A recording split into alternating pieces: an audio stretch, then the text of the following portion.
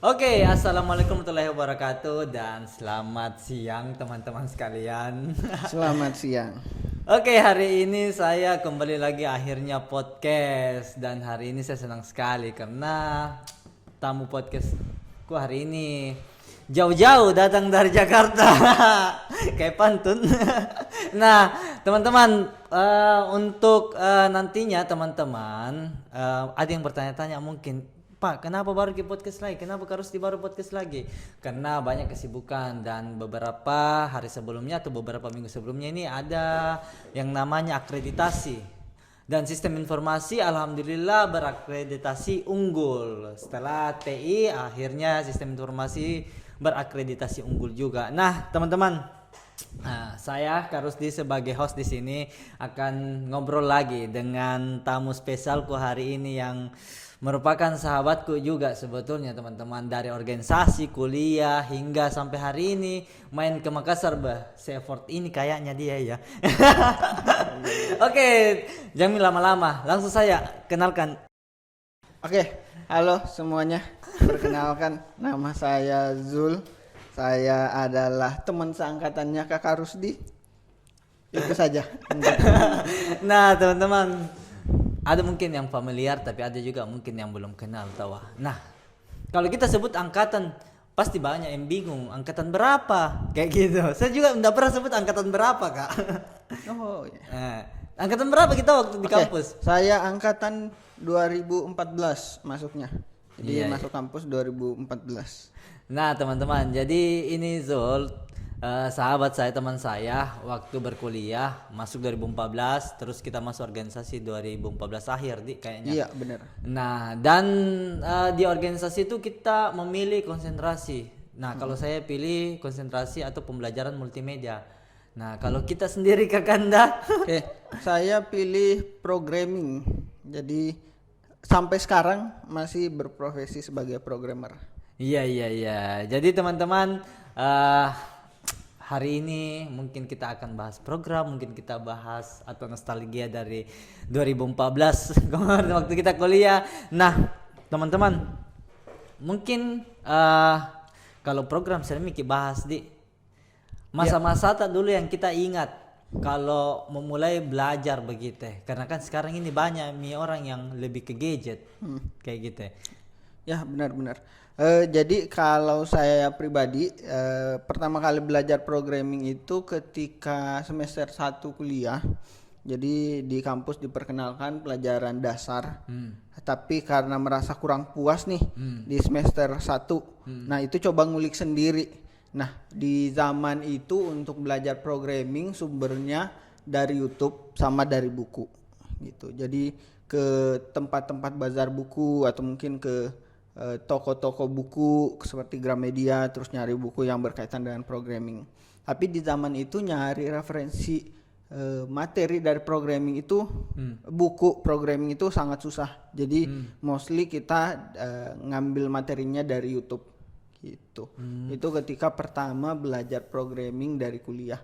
Baru setelah lulus kuliah baru menemukan cara-cara belajar yang lain. Berarti waktu caramu dulu ini Solo untuk apa?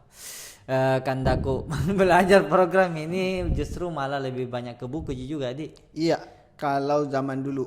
Nah, kalau setelah lulus kuliah baru tahu, oh ternyata belajar programming itu ada namanya dokumentasi.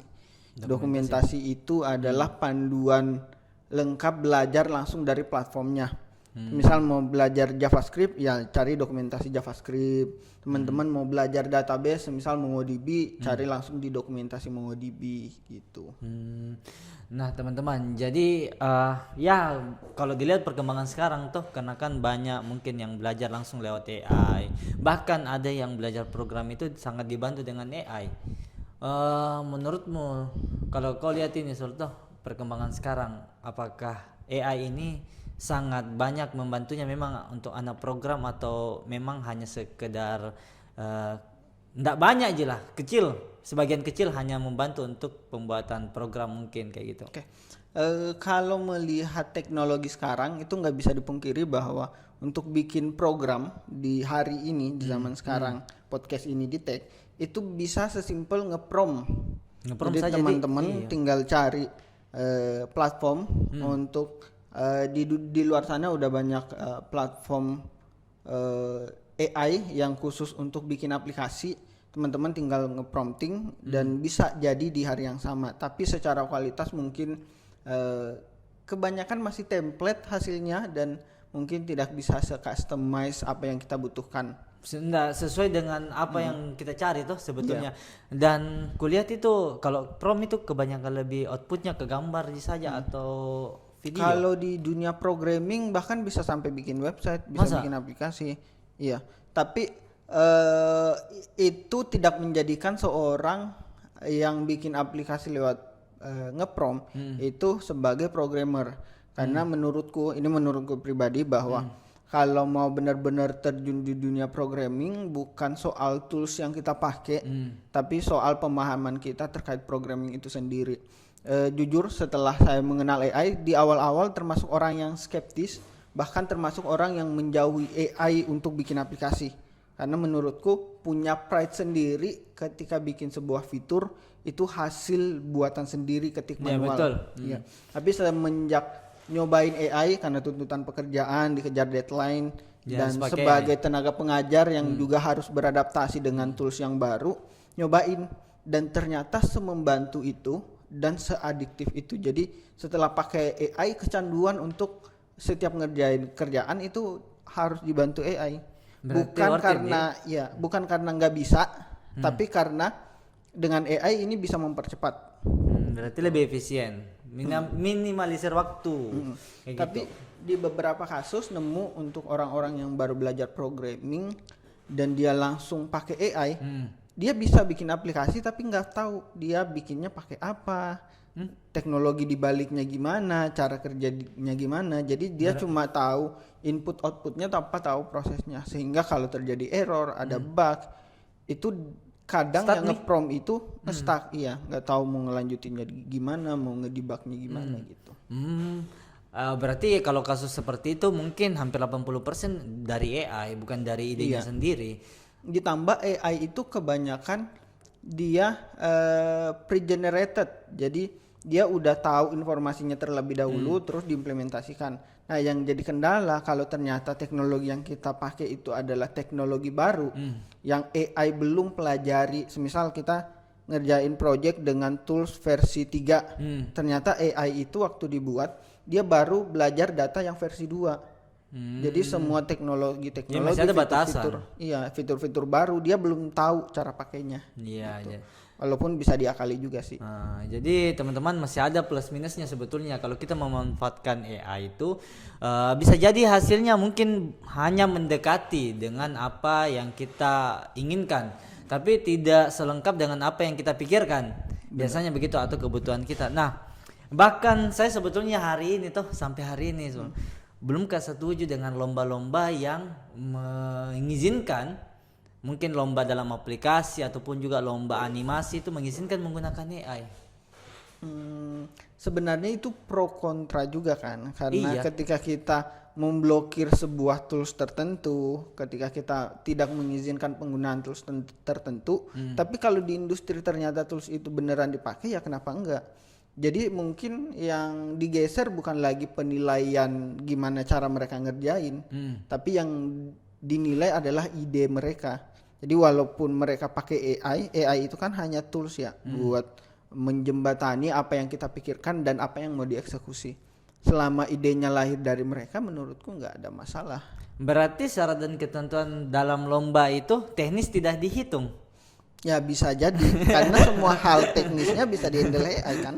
Iya, karena kan AI ini mengerjakan juga secara teknis. Benar. Sedangkan ketika ada aturan lomba, bagaimana berapa persen dalam teknis pembuatan dan lain-lain kan itu tidak kepake, karena kan semua menggunakan prompt. Benar. Ya, jadi menurutku sebetulnya kalau saya ya masih lebih ke dominan menghargai secara manual mungkin dalam pengerjaan, karena AI itu memang terus terang membantu, tapi ya teman-teman punya prinsip masing-masing karena sangat membantu kayak gitu. Jadi mungkin lebih tepatnya harus diregulasi sesuai dengan tujuan dari lombanya semisal. Karena di tempat saya, jadi background dulu saya ngajar di bootcamp coding itu sekitar 5 tahun. Dari sebelum AI belum digunakan di dunia pembelajaran, jadi semuanya serba manual dari dokumentasi. Kemudian programmer pasti tahu namanya Stack Overflow. Di situ tempat kita nanya-nanya atau nyari solusi dari masalah yang kita hadapi. Sampai di saat sekarang orang udah ninggalin Stack Overflow, bahkan banyak yang udah nggak buka dokumentasi tapi langsung nanya ke AI gitu. Nah dari situ kelihatan bahwa memang pergeseran pola belajar itu ada dan kita nggak bisa ngeblok untuk orang bener-bener nggak pakai AI. Jadi di tempat aku ngajar itu bukan nggak boleh pakai AI, tapi kita regulasi. Untuk beberapa part boleh, tapi kalau sifatnya ujian, sifatnya live coding, jadi ada namanya live coding, Nah, jadi ini dia boleh harus menggunakan ya benar-benar harus ngerjain manual karena yang dilatih adalah logik mereka, Ya. cara mereka nge-solve problem. Ya. Jadi kalau pakai AI, jadi dia nggak nge-solve apa-apa, baru di situ kita larang pakai AI. Tapi kalau konteksnya, semisal dia final project, dia udah paham semua konsepnya, dia udah tahu ngerjain manual. Tapi dengan adanya AI, pekerjaan manual yang mungkin butuh waktu 2 minggu bisa dikerjakan dalam waktu seminggu dengan hasil yang lebih baik. Ya kenapa enggak dimanfaatkan? Tapi dengan syarat dia punya pondasi yang kuat dulu. Hanya sering saya sampaikan ke student aku bahwa AI itu perlakukan sebagai co-pilot. Jadi sebelum punya co-pilot, kita harus bisa jadi pilot dulu. Gitu. Oh berarti sebetulnya ini tergantung kondisi ya dan tergantung pihaknya kayak gitu. Nah mungkin ya orang kan punya prinsip masing-masing ya. Tapi terlepas dari teman-teman, saya masih ingat sebetulnya ini Kakanda saudara ini kalau sempat meninggalkan konsentrasi program dan kembali lagi ke program. Nah Iya, benar. bagaimana transisinya itu? Jadi sebelum waktu awal-awal kuliah itu senang dengan programming, tapi mungkin karena tidak ada kurikulum yang aku kantongi waktu itu, setelah belajar ini harus kemana lagi, jadi semuanya serba ngulik. Jadi kalau udah nge-stuck atau bahkan udah nggak tahu mau belajar apa lagi, itu males berhenti atau nggak tahu mau lanjut kemana. Jadi setelah itu fokus organisasi, terus jadi ketua, fokus mimpin teman-teman, bikin kegiatan. Nah di sana terlupa bahwa sebenarnya aku punya satu minat yaitu programming. Nah, Dan pas udah mau skripsi baru belajar lagi karena harus bikin aplikasi kan. iya. Jadi harus belajar Karena lagi kebutuhan. ya karena kebutuhan dan merasa oh ternyata ini seru. Terus ketemu senior yang dia lulusan bootcamp. Nah di situ aku tanya-tanya bootcamp itu apa, kemudian belajarnya Di gimana. organisasi itu atau Setelah menjelang lulus, pas zaman-zaman ngerjain skripsi, tanya-tanya ke senior, oh ternyata ada namanya bootcamp. Kita bisa belajar dalam hitungan bulan dan bisa benar-benar langsung pelajari materi yang dibutuhkan di industri. Gitu. Dari situ nyobain, oh ternyata lumayan pricey harganya kalau mau masuk ke dunia programming.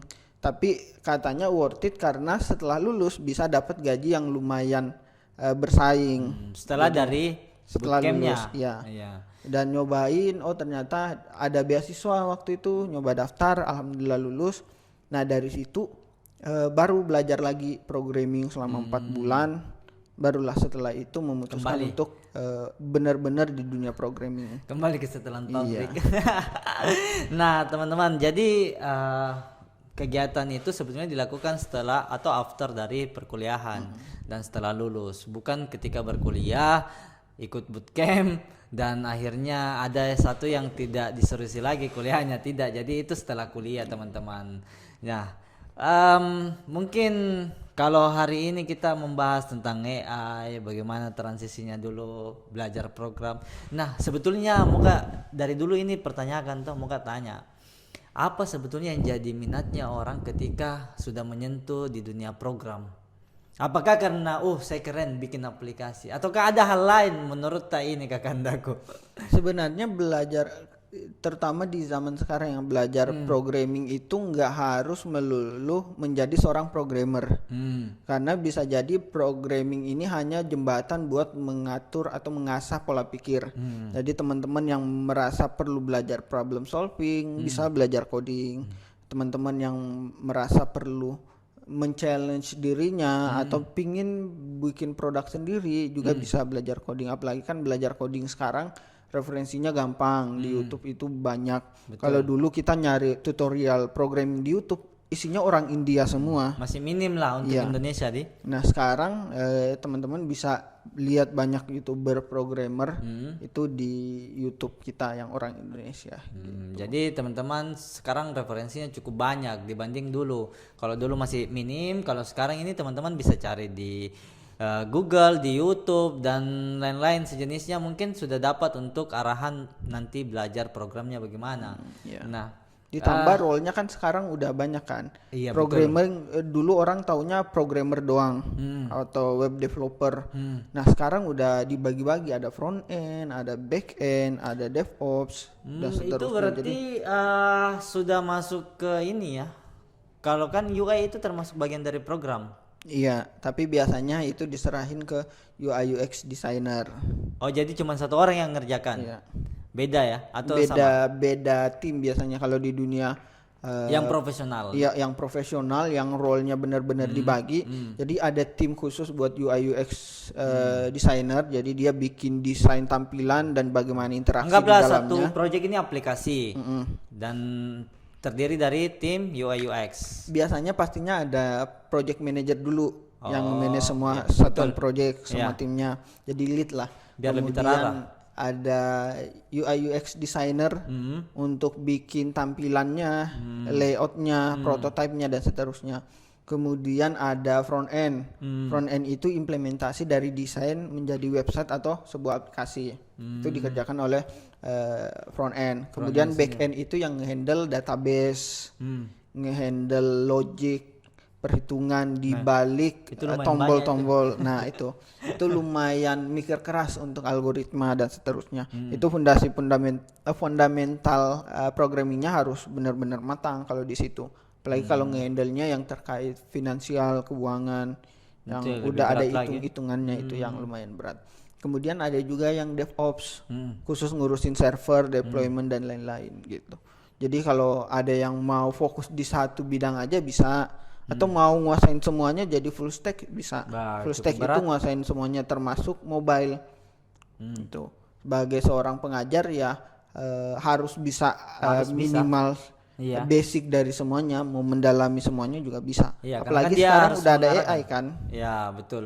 Jadi pastinya AI digunakan lagi ya untuk seperti proyekan-proyekan itu bukan jadi hal untuk perbandingan bagus tidaknya, tapi memang membantunya kayak gitu. Nah, ada mungkin tahu tips ke teman-teman ini, ke kandaku untuk teman-teman mahasiswa mungkin, maksudnya ada yang sudah capek di dunia program atau ada yang baru mau memulai belajar program. Ada mungkin tips dari kita? Sebenarnya berarti ada dua ya, buat yang udah capek sama yang baru mau belajar.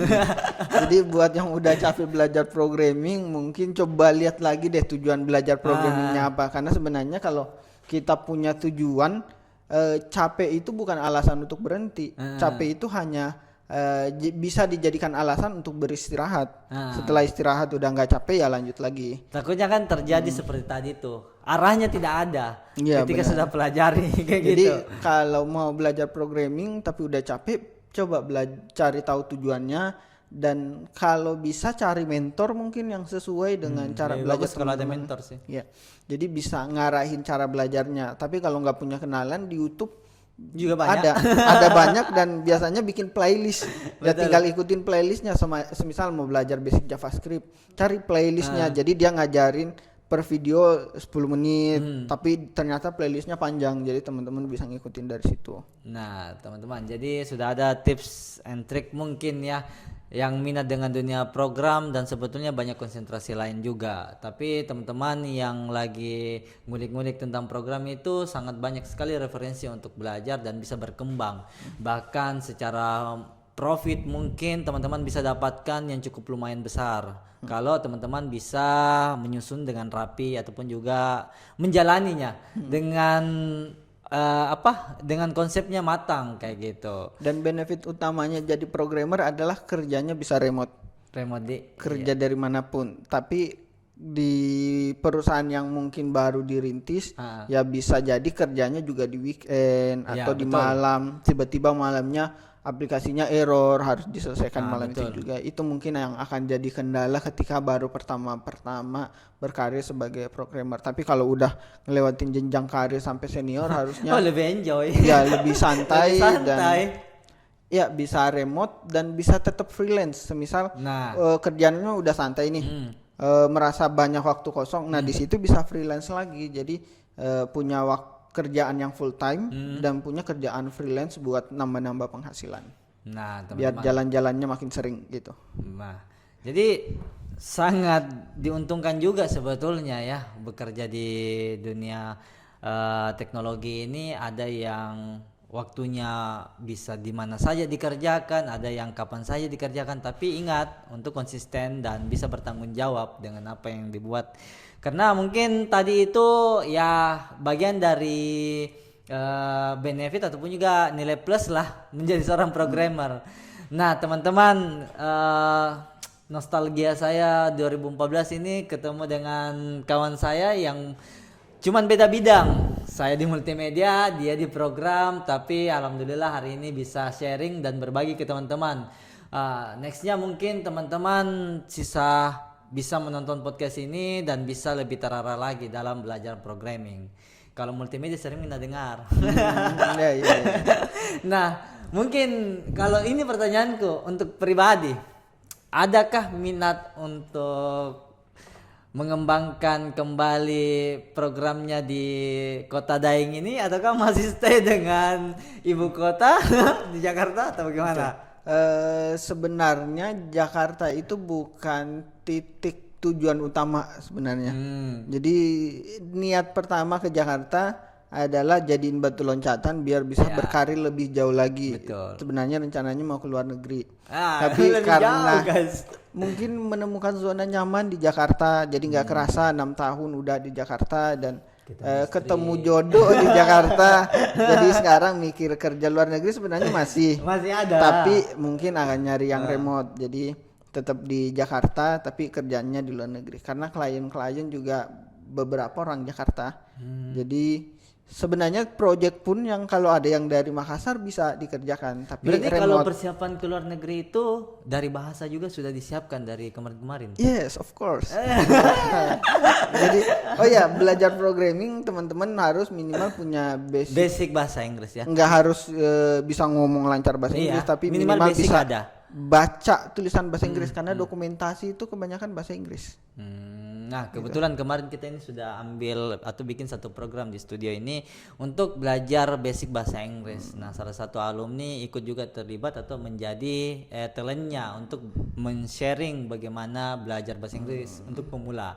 Nah, semoga teman-teman jangan cuma dengar programnya, teknisnya, tapi ternyata untuk bekerja sama dengan orang di luar itu harus menguasai juga bahasa yang dilakukan secara internasional ya, bahasa Inggris. Nah, jadi masih tetap ya Jakarta untuk sekarang, ketemu jodoh di Jakarta, dan syukurnya juga dia di Jakarta karena kemarin saya kalau lomba dari Jogja ke Jakarta saya bingung mau kemana ya, ke dia. Kalau bukan ke teman Ditra, ke Kanda Codet, Ical, nah mungkin ke dia kayak gitu. Jadi nanti kalau saya main lagi ke Jakarta mungkin cari dia lagi. Oke, teman-teman, hari ini saya sangat senang sekali karena bisa sharing dan berbagi pengalaman lagi oleh Kakanda Sul kepada teman-teman, nostalgia lagi dengan kampusnya yang dulu namanya STIMIK di Panegara, sekarang namanya Undipa.